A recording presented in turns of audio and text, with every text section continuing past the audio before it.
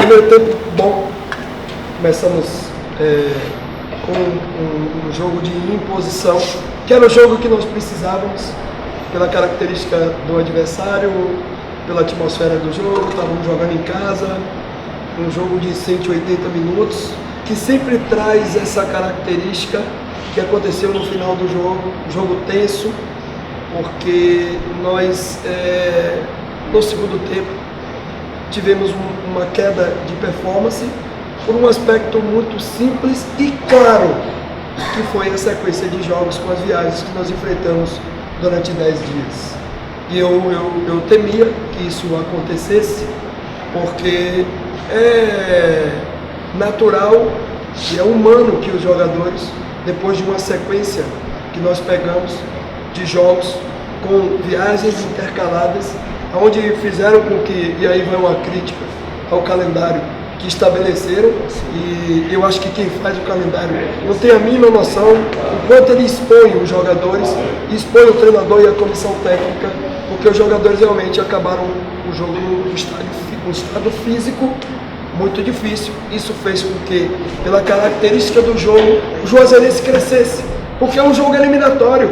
Você está decidindo uma vaga numa competição que é a competição mais importante desse primeiro trimestre do ano, em 180 minutos. Então é natural que o adversário, e se nós também estivéssemos atrás, nós sairíamos para cima do adversário.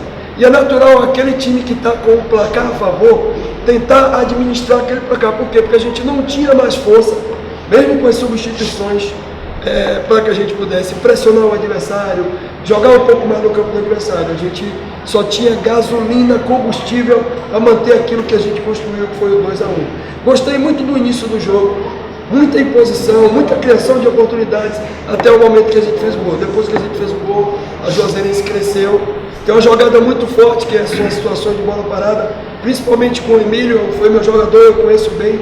Nós treinamos, mostramos imagem e já temíamos essa jogada aérea forte dele. Ele é um jogador que tem um scout muito interessante em bolas paradas, principalmente na parte ofensiva, e acabou se prevalecendo ali. Mas o time teve força naquele momento para voltar para o jogo, dominar de novo o jogo e achar o 2-1. E daí em diante, é como eu já expliquei anteriormente, depois dessa sequência de 10 dias, onde a gente ficou mais no aeroporto do que no hotel, 50 horas viajada, só é ter um pouquinho de lucidez e clareza para ver por que o CRB no segundo tempo não performou como performou no primeiro, que nós tivemos naturalmente uma queda física por tudo isso que nós passamos durante esses 10 dias. É claro, Chamusca, que está acontecendo uma reformulação no elenco do Clube de Regatas Brasil. Você chegou no momento que o time estava se montando, se preparando, para uma Série B de brasileiro, mas a gente pode te antecipar, a gente que viveu o começo do CRB nessa temporada 2019, que mesmo com a semana cheia, esse time, mesmo descansado, não conseguiu render. Foi isso aí que a gente viu hoje, mesmo com todo esse desgaste, o CRB com uma semana de descanso já cheia, alguns jogadores também. Foi isso aí que a gente viu hoje diante do Juazeirense. Não é muito pouco para um time de Série B, hoje que foi apresentado pelo Clube de Regatas Brasil. Em relação a algumas peças, Chamusca, que já vêm do time do CRB do começo da temporada e não estão rendendo, o que é que a gente pode ainda esperar desses jogadores? O que é que você ainda pode extrair de alguns jogadores que vêm sendo questionados pela torcida e pela imprensa também? Bom, essa análise, isso é importante na minha resposta. Ela é anterior à minha chegada, então é difícil eu responder. Eu vou responder por mim. Em todos os jogos que eu participei como treinador, nós tivemos os finais dos jogos com muita qualidade de performance física. Olha o que eu estou falando. Hoje eu não estou falando de tática, não estou falando de técnica, não estou falando de investimento, nada disso. Eu estou falando de parte física. Hoje, a nossa queda de performance e o trabalho do treinador é saber fazer a leitura do que acontece quando o time rende e quando o time não rende. No jogo de sábado, nós acabamos, o último lance do jogo, nós tínhamos a posse de bola, jogando na Casa do Brasil de Pelotas e ganhando de 2-0. É um sinal, quando você acaba o jogo com a bola, de que seu time está bem condicionado para jogar. Sofremos muito pouco, nosso goleiro trabalhou muito pouco. Os jogos que fiz, os 2 jogos contra o CSA, aqui em casa, estou falando do meu trabalho. Eu não posso fazer análise do trabalho do Roberto, porque eu não estava aqui quando isso aconteceu. Então seria injusto eu falar qualquer coisa em relação a isso. Do Roberto, a gente dizia a ele que ele tirava leite de pedra. Então, o que eu entendo? Que o aspecto físico hoje foi que teve um peso maior na questão do rendimento. E eu tenho que analisar a minha gestão. E na minha gestão existem oscilações como existem em todos os times. E o CRB não é diferente.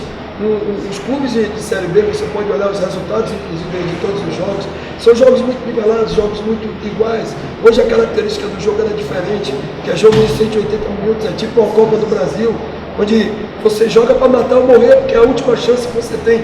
Isso torna o jogo um pouco mais tenso, um jogo mais pegado, cria uma tensão maior. Desde quando você não consegue se sobrepor ao seu adversário ao ponto de fazer um placar que lhe deu uma tranquilidade. E foi isso que aconteceu durante o jogo.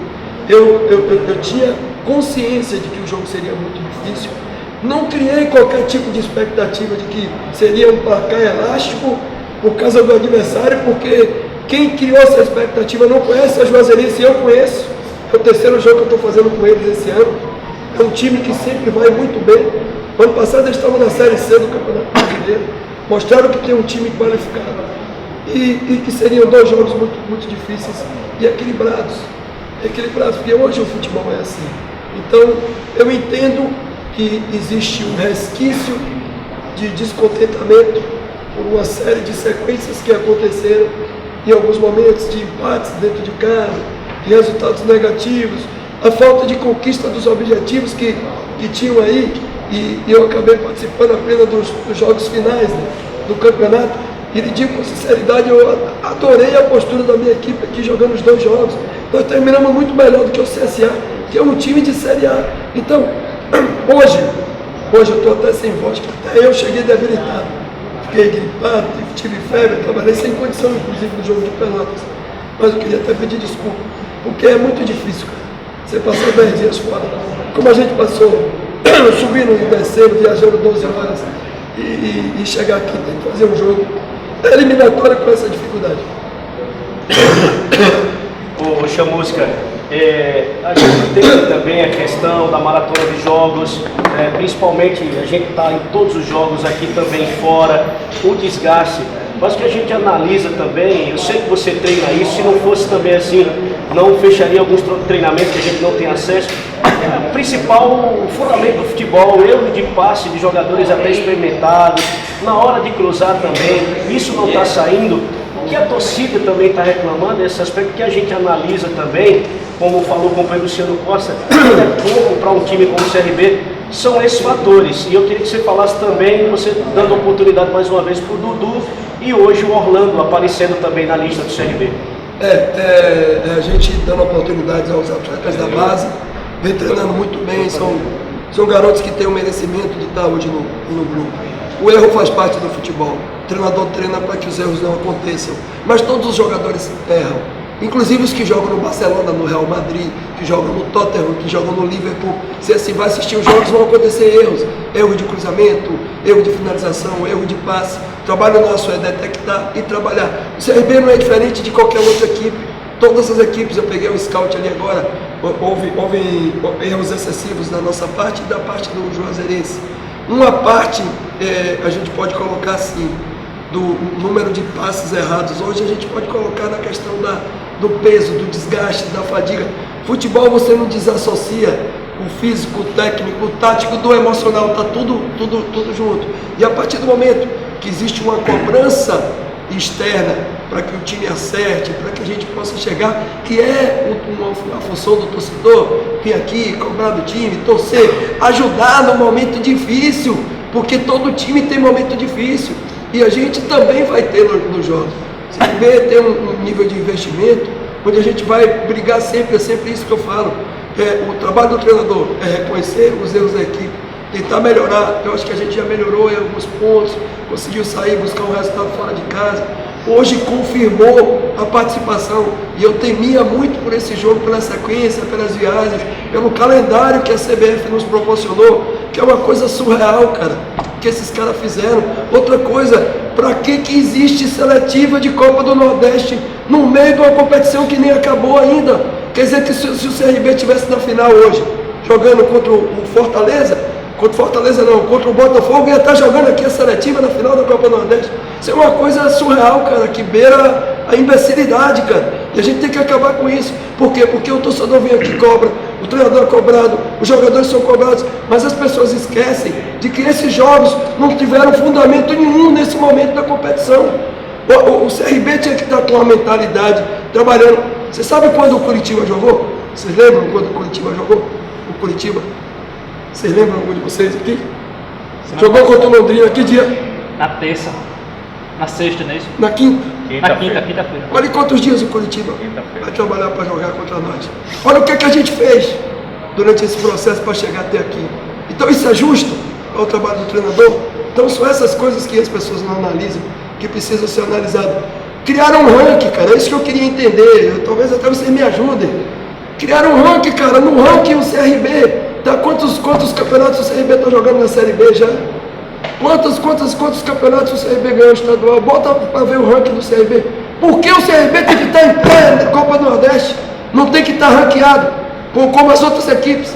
Aí a gente tem que ficar indo fazer jogo em Juazeiro, vindo aqui terça-feira, em vez de estar preparando o time para um jogo importante, que vai ser o jogo de segunda-feira aqui.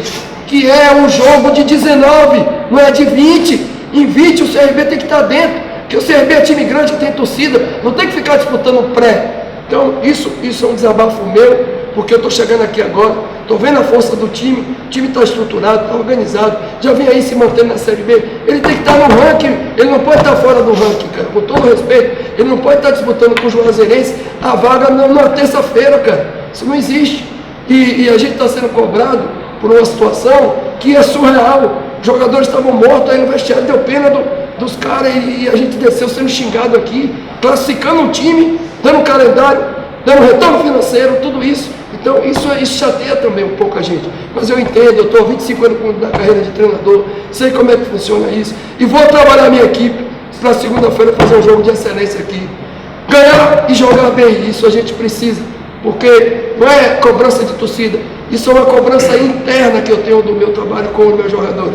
E nós vamos recuperar eles para fazer um grande jogo na segunda. Poxa, Mosca, você falou da maratona, né, que o CRB passou agora recentemente, e nesse jogo contra a Juazeirense, a última modificação tua foi aos 23 minutos, e a gente relatava ali com a entrada dos recados, de repente, se não era muito tempo, de repente ter uma lesão, uma questão muscular, e ficar ali o CRB passar uma situação mais complicada até a reta final do jogo. Explicar até essa situação das mudanças, até os 23 minutos, as 3 alterações devido a essa situação física. Eu tive que fazer, eu tive que acelerar. Deixa eu explicar as substituições, para que vocês possam entender. A primeira substituição que nós fizemos no Willi, ele perdeu força, é um jogador que estava no Ceará com uma minutagem baixa, com pouco ritmo, fez um jogo muito forte lá em Pelotas, um jogo assim, onde ele se entregou muito, e ele sentiu o ritmo de jogo. Ele, em determinado momento, e o jogo estava 1-1, o jogo estava tenso, ele na minha frente ali no banco, mostrou que tinha perdido força para sustentar o jogo. Então a primeira substituição, e surtiu muito bem, que o Guilherme entrou na primeira bola, quase faz um gol de cabeça, entrou muito bem no jogo, marcando e tal. Teve uma situaçãozinha ali que ele podia ter um pouco mais de calma, o Zé Carlos estava livre, e a gente podia matar no 3-1 e acabar ali, e fechar, né, como a gente diz na linguagem futebolística, fechava o caixão, acabava o jogo ali, decretava o final do confronto. Mas a primeira substituição foi por questão física. A segunda, Ferrugem já sentia desde o primeiro tempo uma fadiga no adutor, e no intervalo falou: professor, eu vou tentar, mas eu não vou conseguir ficar até o final do jogo. Lucas também relatava um desgaste excessivo, inclusive deu um secar um pouquinho mais alterado, depois melhorou, a gente fez os exames e acabou colocando o jogador no jogo. Então, Ferrugem, questão clínica. E o Vitor pediu para sair, que estava com fadiga também, com dores atrás do joelho. Então as 3 substituições que eu fiz foram porque os jogadores pediram. A única que não aconteceu por pedido do atleta foi a do Willi, que eu observei que ele tinha perdido. Então por isso que a gente gastou as substituições. E nesse tipo de jogo, pelo planejamento e pela dificuldade que a gente sabia que iria acontecer, a gente tinha que acelerar mesmo, porque tinha muito jogador desgastado fisicamente. Muito Chamusca, bem, aí o time já está classificado. Marcelo Chamusca, já tem o calendário, calendário, Jorge, agora é a Série B, né? E nessa Série B você tem aí, que a direção está contratando. Fala desse pessoal, alguém já estreia na segunda-feira, o que você pensa? Cara, jogadores estão chegando, apresentando, estão treinando, a gente vai observar, né? Amanhã é um dia de recuperação, mas eles vão treinar, jogadores que chegaram, para não perder o dia de atividade. Mas a ideia é sim, já colocar aí na arena na segunda-feira algum desses jogadores que estão apresentando, analisar com cuidado e ver como é que a gente pode encaixar na mecânica do time. Vamos começar a analisar a partir de amanhã também um pouco o Curitiba, mas pode sim ter novidade já no jogo de segunda-feira contra o Curitiba. Poxa, moça, informações lá na Bahia dão conta que o Bahia deve liberar o meia Fernando Medeiros para o Clube de Regatas Brasil. Você conhece esse jogador? Fernando Medeiros, que é do Santos, foi emprestado para o Bahia. Você conhece esse atleta? Fernando Medeiros, se eu não me engano, 23 anos. Ele é irmão de Flávio, volante. Flávio, que é volante do Bahia, é irmão de Fernando. Esse jogador não foi oferecido, ninguém me passou nenhuma informação sobre ele. Eu conheço o atleta, na verdade, ele tem uma minutagem muito baixa no principal. Ele é um jogador que foi contratado para o aspirante, para o Sub-23. E fez base como o Flávio também. Flávio, inclusive, foi base do Vitória, antes foi base do Santos. Se eu não me engano, um segundo volante, terceiro homem, joga um pouquinho mais por dentro. Mas não é um jogador que nem foi oferecido, pelo menos para mim. E ninguém do clube, nem o Thiago, nem o próprio presidente, que são as pessoas que me passam, nem o Rodrigo, em relação à contratação do jogador. O jogador não foi oferecido para mim, para ser sincero. Obrigado, viu, Chamusca? Tá aí.